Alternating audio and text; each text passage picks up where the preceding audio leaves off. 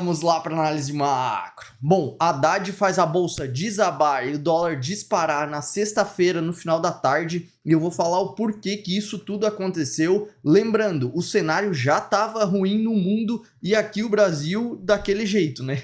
Deu um jeito de piorar com algumas falas lá do setor político.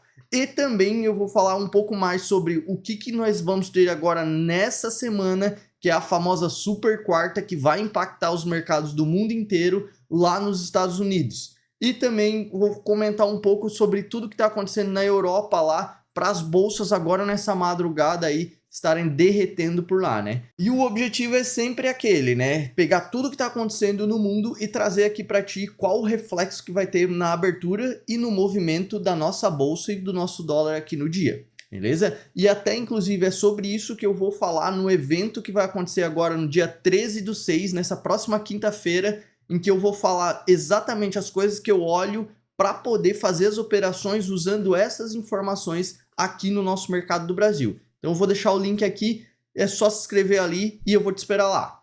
Então vamos lá para o conteúdo. Haddad faz a bolsa desabar e o dólar disparar novamente. Na sexta-feira, no final da tarde, o Haddad estava dando uma entrevista em que ele veio a público dizendo que o planejamento e a Fazenda estavam pensando em cortar despesas obrigatórias, mas que o Lula pode pensar diferente disso. E aí ele já deu a entender que é o Lula que manda. E aí ele veio com uma outra frase aqui, ó. Daí vai ser preciso cortar 30 a 40 bilhões do PAC. Só que daí os caras perguntaram para ele se isso não acontecer. E aí ele só fez uma brincadeira dizendo que pediria para sair. E isso fez a bolsa desabar aqui e o dólar disparar, porque deu a entender que não é o Haddad que manda na parte econômica do país mesmo. É simplesmente o Lula que vai ditar todo o processo. E aí a gente sabe que mais gastos num período que nós estamos precisando conter os gastos vai sim gerar preocupação maior no fiscal, o que faz a bolsa cair e o dólar disparar aqui no Brasil. É simples assim. Então essa é a leitura que a gente tem que ter quando tem um boato, um ruído político assim que afeta a bolsa, como afetou na sexta-feira, fazendo o dólar fechar na máxima e a bolsa fechar na mínima. A bolsa caiu aí quase 2% e o dólar subiu aí mais de 1%. E o fato mais importante para a nossa bolsa e para as bolsas do mundo inteiro nessa semana vai ser a super quarta, onde nós vamos ter a decisão de política monetária lá dos Estados Unidos e logo em seguida tem a fala do Jerome Powell, que é o presidente do Banco Central americano.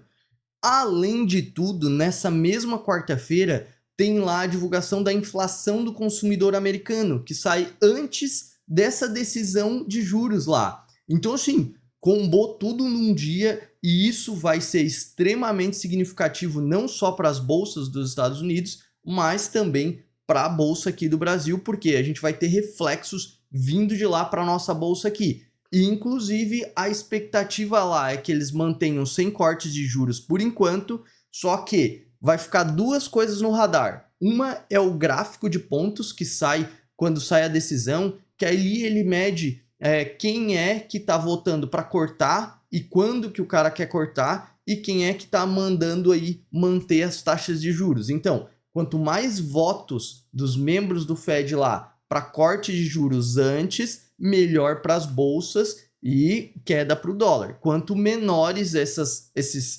previsões dos membros para cortes de juros, pior vai ser para a bolsa e mais alta para o dólar aí, para esse período que no Brasil está muito ruim, mas lá eles ainda estão se sustentando.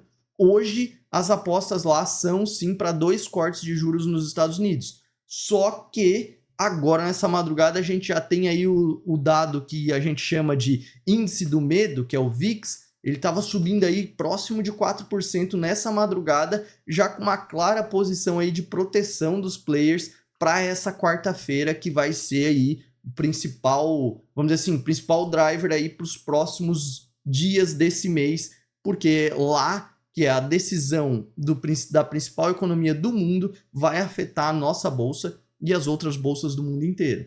E já falando das outras bolsas do mundo inteiro, as bolsas da Europa estão desabando agora nessa madrugada, muito voltado à questão política lá, porque nós tivemos aí derrotas legislativas tanto do Emmanuel Macron quanto do Olaf Scholz, que são os dois principais líderes lá das maiores economias da Europa, da região por lá.